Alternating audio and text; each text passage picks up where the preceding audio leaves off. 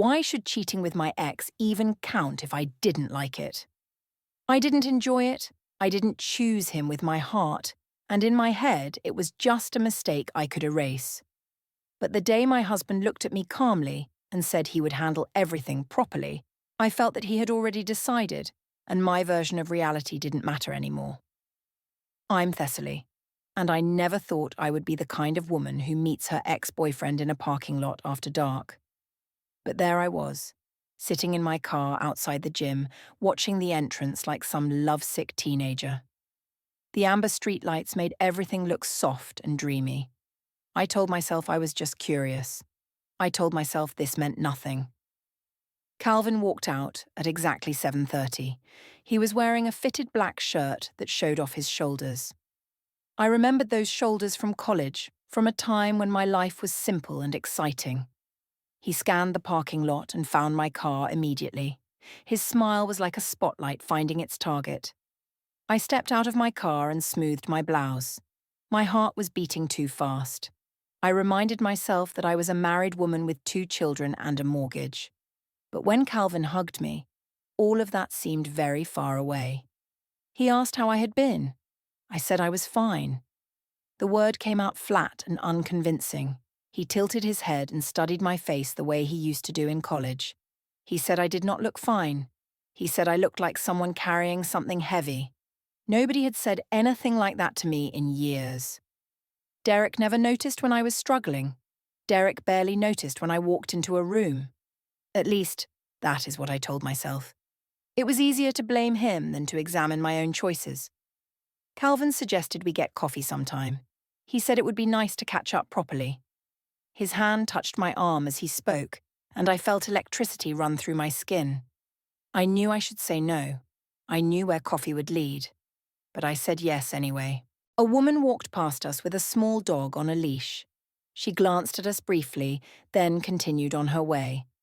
I did not recognize her. I did not know she lived 3 streets away from my house.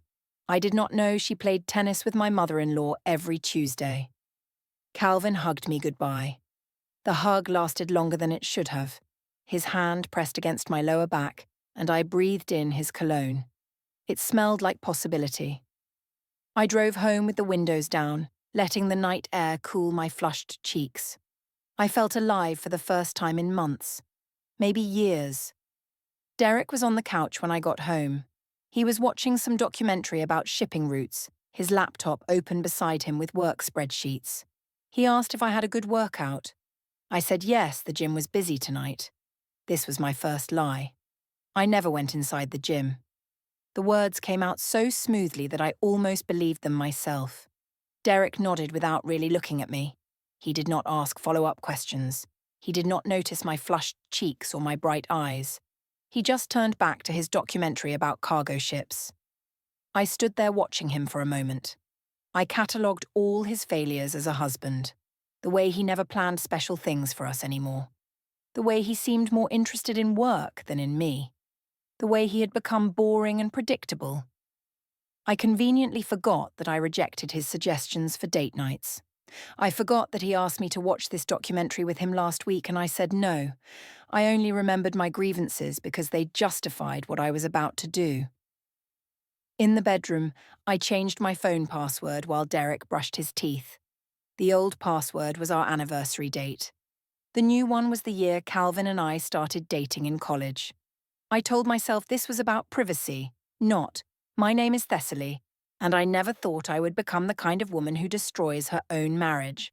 But here I am, sitting in my car in a gym parking lot, watching the door like a teenager waiting for her crush.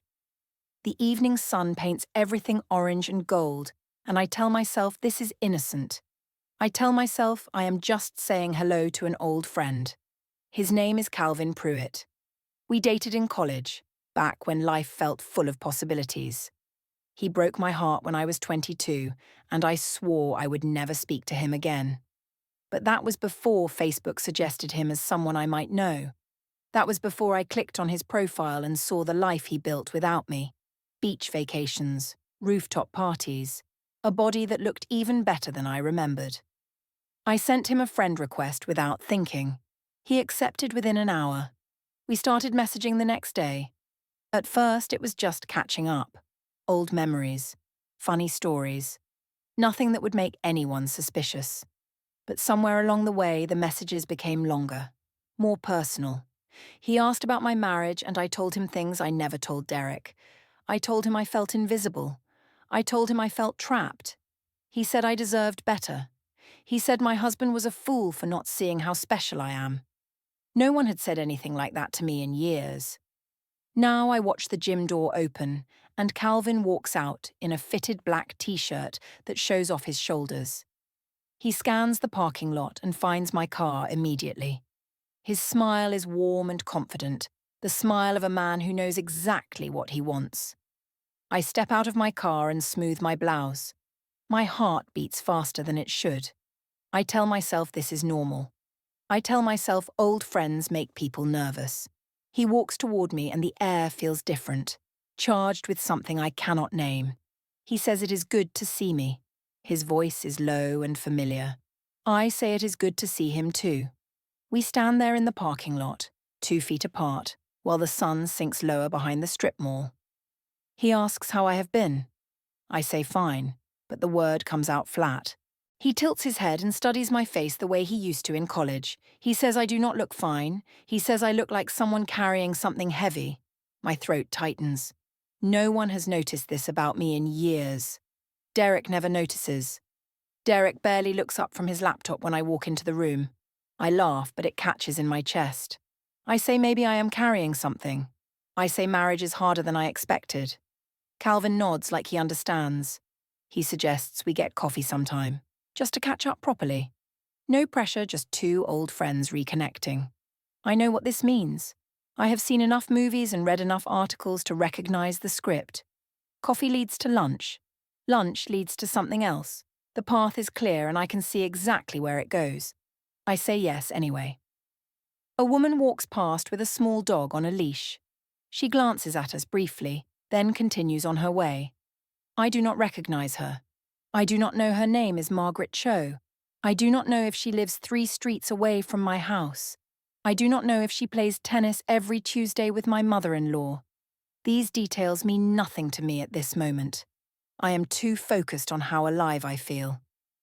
Calvin hugs me goodbye. His arms wrap around me and linger longer than friendship allows. I breathe in his cologne, something woody and warm that makes me think of places far away from here. When I pull back, my cheeks are flushed. He says he will text me. I say that sounds good. I drive home with the windows down, letting the night air cool my face. I do not feel guilty. I feel awake for the first time in months. When I get home, Derek is on the couch watching a documentary about cargo ships. His laptop sits open beside him, spreadsheets glowing on the screen. He asks if I had a good workout. I say yes, the gym was busy tonight. This is my first lie. I never went inside the gym. It comes out so smoothly that I almost believe it myself. Derek nods without looking up. He does not ask follow-up questions. He does not seem curious about my evening. He is more interested in shipping routes than in me. I stand there watching him, and I catalogue his failures in my mind. The way he stopped planning special dates years ago. The way he comes home tired and distracted. The way he takes me for granted, like I will always be here no matter how little attention he gives me. I conveniently forget that I refused to watch this documentary with him last week. I forget that I complained through our last vacation. I forget that I have been turning away from him for months. I only remember my grievances. They justify what I am about to do. In the bedroom, I change my phone password while Derek brushes his teeth. The old password was our anniversary date. The new one is 2014, the year Calvin and I started dating in college. I tell myself this is about privacy. Everyone deserves privacy. Derek comes to bed and reaches for my hand.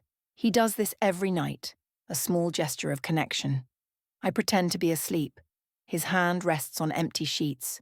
I hear him sigh quietly before turning away. A small pinch of guilt touches my chest, but I smother it quickly. If he wanted my attention, he should have tried harder. If he wanted my affection, he should have noticed me. The blame settles comfortably on his shoulders. The next morning, Derek leaves early for work. He kisses my forehead while I pretend to sleep. I wait until his car disappears down the street before reaching for my phone. Calvin's message glows on the screen. "Great seeing you last night. Coffee this week?" I type back immediately. "Thursday works." I do not hesitate. I do not reconsider. That evening, Derek mentions a calendar reminder on the family tablet. Something about Midtown at 3 o'clock on Thursday. He asks what it is for. My blood runs cold for half a second. Then I recovered. I say it is a reminder to call a patient at work. He accepts this without question. But something flickers in his expression. Something I cannot identify. It passes quickly, and he returns to his laptop. I exhale slowly. Crisis averted. I do not notice that his laptop shows a blank document. I do not notice he has been staring at the same empty page for 10 minutes. I do not notice anything at all. Thursday arrives faster than I expected. I spend extra time on my makeup that morning. I wear the blue blouse that Derek once said made my eyes look like the ocean. I tell myself I am just trying to look professional. The dental office is busy, but I cannot focus. I enter wrong appointment times. I forget to confirm insurance. Dr. Weiss asks if I am feeling okay, and I force a bright smile. Aubrey notices something different about me. She leans over the reception desk during a quiet moment and asks what is going on. I hesitate, then tell her about Calvin. Just the basics. Old friend. Coffee. Nothing serious. Aubrey's eyes light up with excitement. She says I deserve to have some fun. She says Derek is sweet but boring. She offers to cover for me if he calls the office. I feel validated. This is what I needed. Someone to tell me I am not doing anything wrong. At 2:45, I leave early and drive downtown. The cafe is small and trendy with exposed brick walls. Calvin is already there with 2 coffees waiting. He stands when he sees me. He hugs me again. We talk for 2 hours. He asks about my marriage and I tell him everything. How lonely I feel. How invisible. How trapped in a life I did not choose. He nods sympathetically. He says I am too special to feel this way. He says my husband is a fool. When it is time to leave, he walks me to my car. He kisses my cheek, his lips lingering near the corner of my mouth. Not quite innocent. Not quite the other thing either. I drive home in a daze. Derek is at the kitchen table when I arrive. He mentions the credit card charge from the downtown cafe. $47. He asks about it casually. I do not miss a beat. I say I met Aubrey for lunch. He nods slowly but says nothing more. Something flickers in his eyes again. That same unreadable expression. Then it passes. 2 days later, Derek mentions he ran into Margaret Cho at the hardware store. Margaret said she saw me downtown talking to a man near the cafe. Margaret said we looked close. My heart stops. Margaret Cho, the woman with the dog, the woman from the parking lot. I force a laugh. I say Margaret must be confused. I was probably talking to a vendor about office supplies. Derek nods again. That slow, careful nod that reveals nothing. He does not argue. He does not push. He simply accepts my explanation and returns to his laptop. That night, I passed by the guest room and noticed he had moved some clothes there. I ask what he is doing. He says he has been getting up early for work and does not want to disturb me. I should ask more questions. I should probe this explanation. But part of me is relieved. The guest room means I can text Calvin without hiding under the covers. I say that makes sense. I even helped him move a few shirts. Neither of us acknowledges what this means. A husband volunteering to sleep elsewhere. A wife who does not object. My sister Renata calls me the next evening. She starts with small talk, then gets to the real point. Neil saw my car parked near the fitness center last week. He recognized my bumper sticker from our Florida vacation. I bristle. I say I was just running errands. The gym has good parking. Renata is quiet for a moment. She says I have seemed different lately. Happier but distracted. Like something is going on that I am not sharing. I snap at her. I say she should focus on her own perfect life instead of monitoring mine. The call ends badly. I throw my phone on the couch in frustration. Why is everyone suddenly watching me? That weekend, Derek comes home from running errands. He was gone for 3 hours. His clothes are slightly rumpled, but there is something different about him. His shoulders are straighter.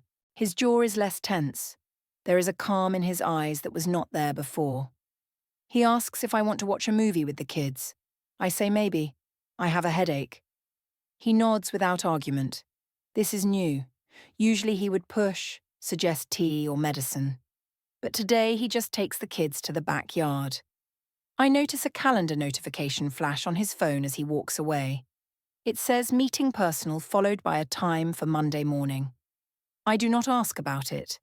Later, I find him staring at a spreadsheet on his laptop, rows of dates and initials I do not recognize. When I ask what he is working on, he minimizes the screen. He says it is just a project for work. Something cold touches the back of my neck. For the first time, I wonder what Derek is thinking. For the first time, I notice he is keeping secrets too. But I shake off the feeling. Derek is predictable. Derek is safe. Derek would never suspect me of anything. I go to bed telling myself this. In the guest room, Derek lies awake with his phone, making notes in an app I have never seen him use. He saves screenshots of my social media posts. He documents times and dates in neat columns. I do not know any of this. I am too busy texting Calvan to notice that my husband has started building something I cannot see. My birthday falls on a Saturday this year. I have been dreaming about celebrating at the rooftop bar downtown for months. Derek always said it was too expensive, but this year I insisted. This year I got my way.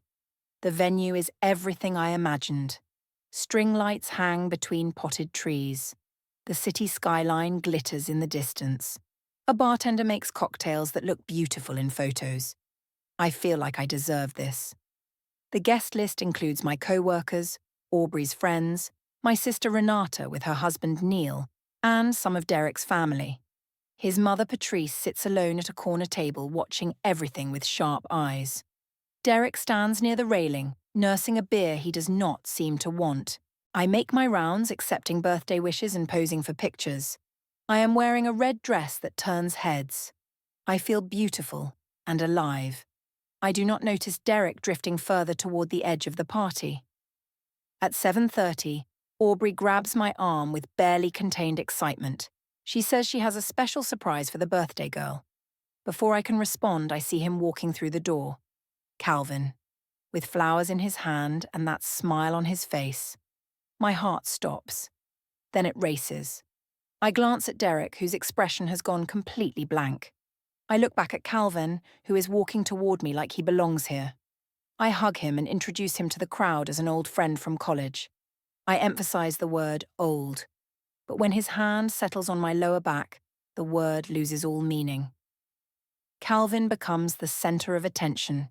He tells stories about college Thessaly, the time I fell into the campus fountain during a dare, the road trip where we got lost and slept in his car under the stars. The stories are charming, funny, and intimate. They are also stories about a version of me that existed before Derek. The implicit message is clear, that Thessaly was more alive, more fun. Derek cannot compete. I should stop him. I should change the subject. But I am enjoying this too much. The attention, the memories, the reminder of who I used to be. Across the rooftop, Neil whispers something to Renata. She shakes her head with a troubled expression. Patrice sips her water and says nothing, but her eyes never leave us. At 8:30, Aubrey climbs onto a chair and clinks her glass. The crowd quiets. Someone pulls out a phone to record. She thanks everyone for coming. She says I deserve the best birthday ever. She says I work so hard and give so much. Then the toast takes a turn. She says I deserve someone who appreciates me, someone who notices when I walk into a room, someone who makes me feel beautiful and valued and alive. The words hang in the air. Everyone understands they are not about Derek. Aubrey raises her glass. She says she is grateful that I finally have someone who sees how special I am. She looks directly at Calvin as she says it. The crowd falls silent. A few people raise their glasses awkwardly. Others hesitate. The discomfort is visible. Derek does not raise his glass. He sets it down on the railing and walks toward the exit. I should follow him. I should apologize. But Calvin puts his arm around my shoulder and someone takes a photo, and the moment passes. Patrice stands from her corner table. She gathers her purse, walks to Derek near the elevator, and touches his arm. They exchange a few quiet words. Then she leaves without saying goodbye to me. The party continues, but something has shifted. A line has been drawn, and everyone knows which side I chose. Later, multiple people tell me the video of Aubrey's toast is already on social media. Someone captioned it with a comment about birthday queens getting the appreciation they deserve. The comments are already piling up. I do not think about how Derek will feel seeing that video. I do not think about anything except how wonderful this night has been. Calvin drives me home because Derek left hours earlier without a word. The kiss goodbye is longer than it should be. I walk into a dark house. The children are asleep. Derek is somewhere inside. I see a faint light coming from the home office. I find him sitting in the desk chair, phone in hand, face lit by the screen. He is watching something on repeat. The video. Aubrey's toast. My face glowing with wine and attention. Calvin's arm around my shoulder. He plays it again. And again. Finally, he looks up at me. His expression is not angry or hurt. It is something colder. Something I have never seen before. He says he hopes that was worth it. Then he stands and walks past me without touching me. The guest room door closes with a quiet click. I stand alone in the dark office. The afterglow of the party curdles into something sour. I tell myself Derek is overreacting. He will calm down tomorrow. He always does. But part of me knows something has permanently changed. Something I cannot undo.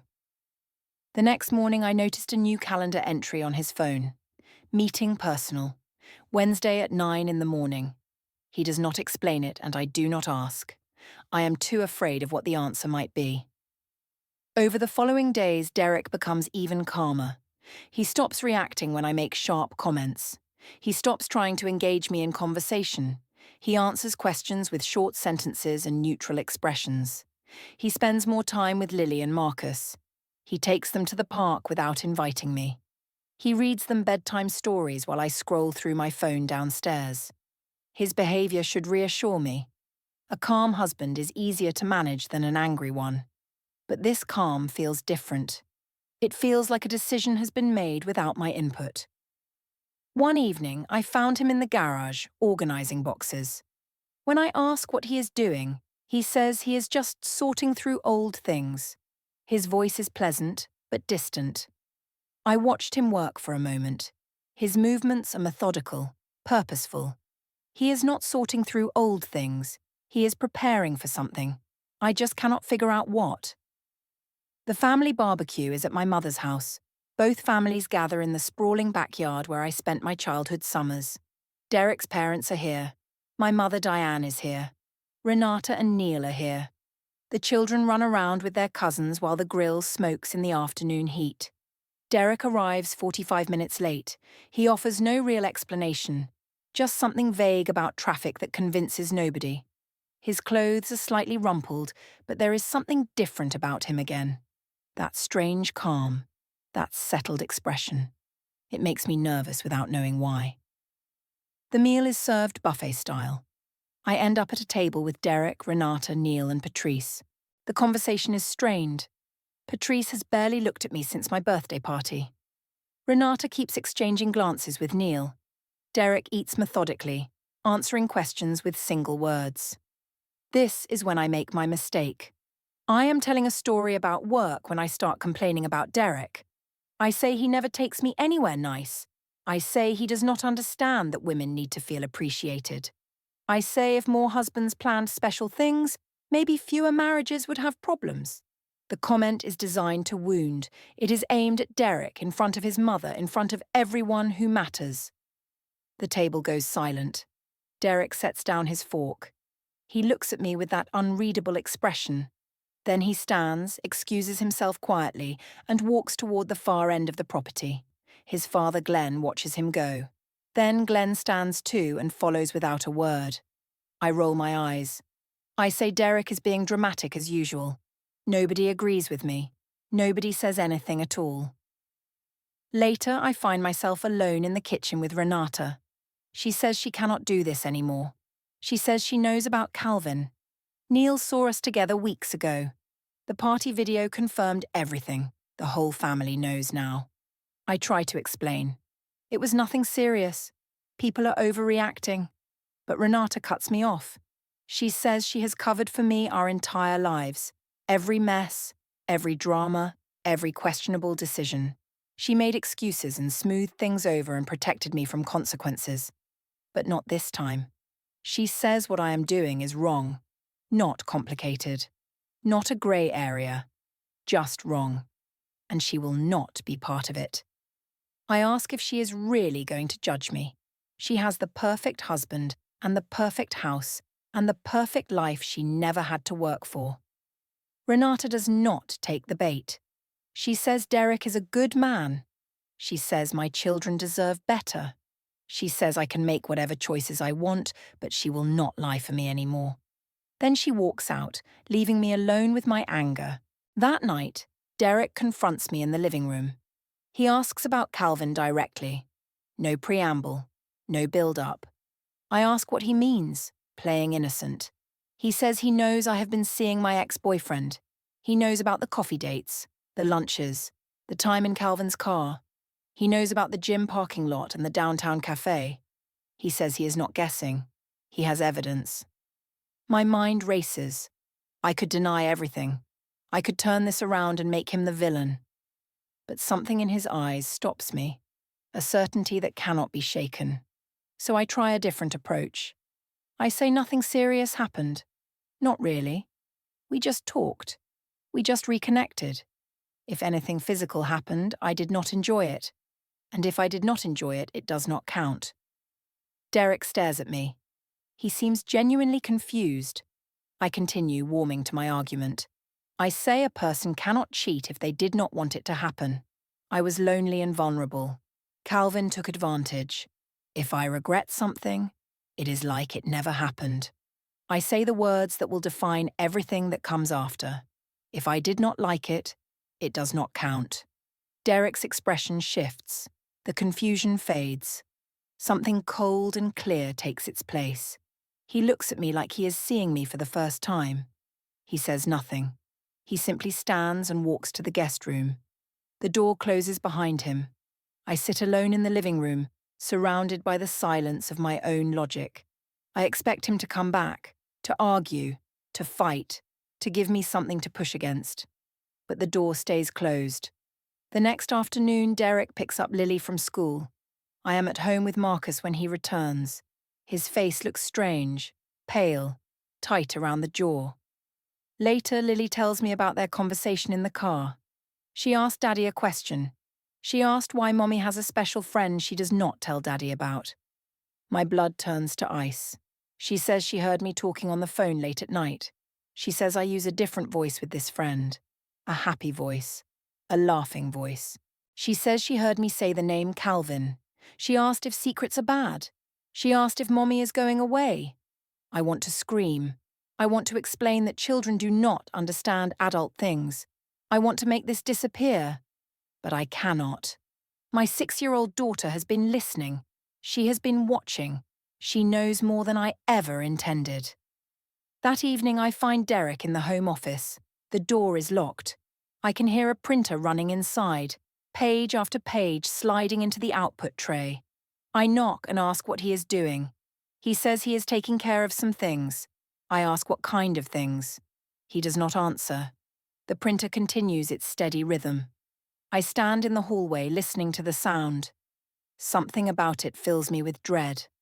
I think about the spreadsheets, the labelled folders, the boxes in the garage. I knock again. I say we should talk about what happened. I say I am sorry if I hurt him. I say we can go to counselling and fix this. Derek's voice comes through the door. Flat, distant, final. He says he is done talking. He says from now on, he will handle things through proper channels. The printer keeps running. I go to bed alone, the sound echoing in my mind long after it stops. The community centre event is a summer block party. Everyone in the neighbourhood attends with their families. I plan to go with Derek and the children. I imagined us walking in together, presenting a united front, showing everyone that we are still a happy family. But Derek refuses. He says he has things to take care of. His voice is calm and distant. He does not explain further. He just says I should go without him. I argue. I say people will ask questions. I say it will look strange if he is not there. I say the neighbours will talk. He shrugs. He says they will talk whether he attends or not. I do not know how to respond to this new Derek. The old Derek would have given in to keep the peace. The old Derek hated conflict. This Derek does not seem to care what anyone thinks. I take the children to the event alone. The questions start almost immediately. Margaret Cho approaches with concern in her voice. She asks where Derek is. She says she hopes everything is okay at home. I force a bright smile. I say Derek had a work emergency. He sends his apologies. Margaret nods slowly. Her eyes linger too long on my face. She does not believe me. Other neighbours cycle through with similar questions. The Hendersons, the Kowalskis, the young couple who just moved in. Everyone wants to know where my husband is. My smile grows more strained with each inquiry. By 1 o'clock, I have run out of excuses. I collect the children and leave early. I say Marcus is tired. Nobody believes that either. When I pull into the driveway, Derek is in the garage. He is surrounded by boxes. Some are open, showing clothes. Others are sealed and labelled. I ask what he is doing. He says calmly that he is organising things, making sure important items are secure. I ask if he is leaving. He pauses. He looks at me directly. His expression is almost gentle. He says we need to talk about what comes next. But not today. Today he is just organising. I want to knock the boxes from his hands. I want to demand answers.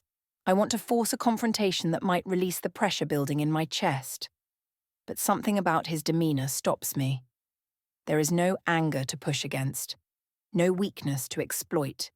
He has become a wall I cannot climb. I retreat inside with the children.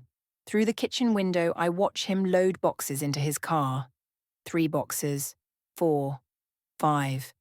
He moves with methodical efficiency, like a man following a checklist. That night, I try a different approach. I go to the guest room and sit on the edge of his bed.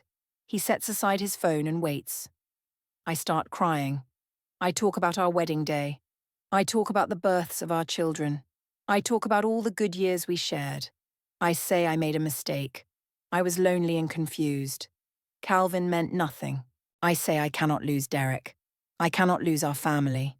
I will do anything to make this right. The tears are real. They come from somewhere genuine, a place of fear and regret. Derek listens without interrupting. When I finish, he hands me a tissue. He says he hears me. He says he understands I am upset. He says my feelings are valid. Then he says nothing has changed. I stare at him, searching for a crack in his armour. He says trust, once broken, does not repair easily. He says he needs to protect himself and the children. I ask what that means. He says I will understand soon. The next day, I try threats. I tell Derek I have been thinking. If he is going to be like this, I will tell people the truth. I will say he drove me away. He was cold and distant and neglectful.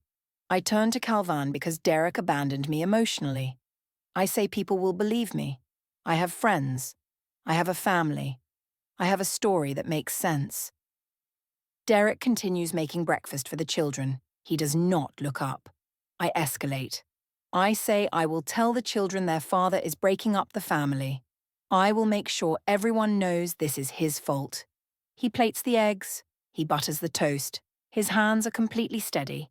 Then he turns to face me. He says I can tell people whatever I want. He cannot control my words. But he has his own records, his own evidence, his own documentation. When the time comes, the truth will be clear. His voice is calm, almost kind, completely unmoved. I feel something cold run through my chest. Documentation, records, evidence. That afternoon, the phone calls come.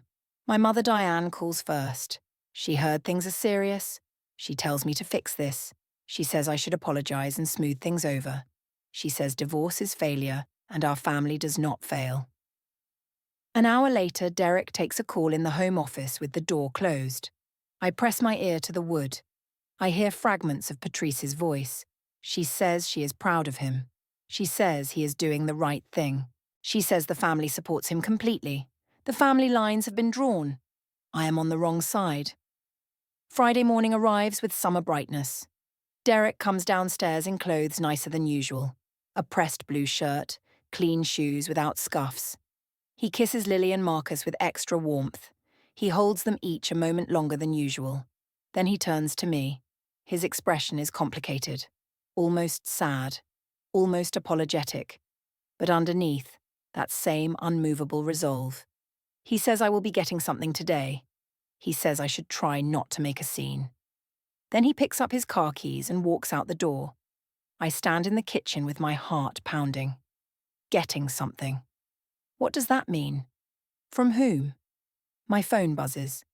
A reminder about Lily's end-of-year school celebration at 2:30. I have to go. The children are expecting me.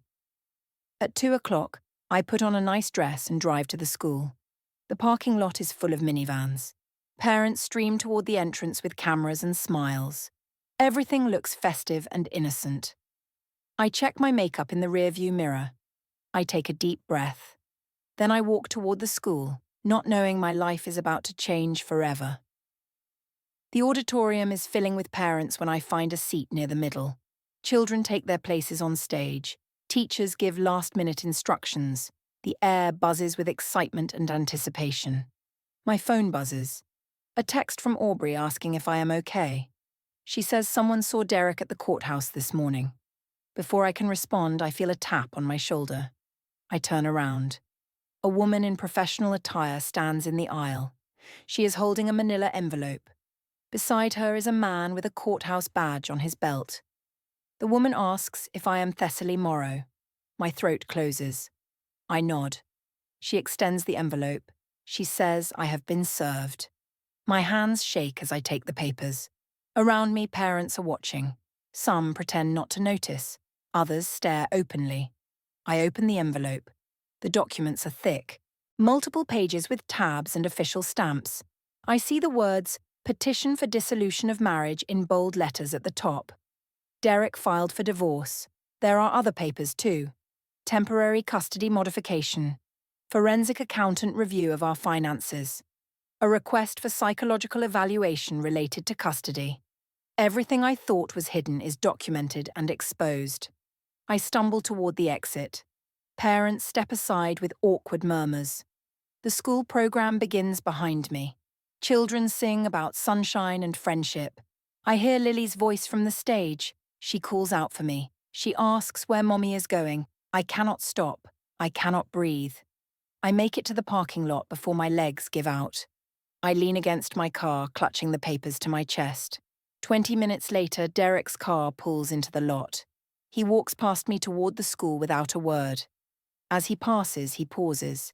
He says the children are wondering where I am. Lily is upset. Then he continues inside, leaving me alone with my choices.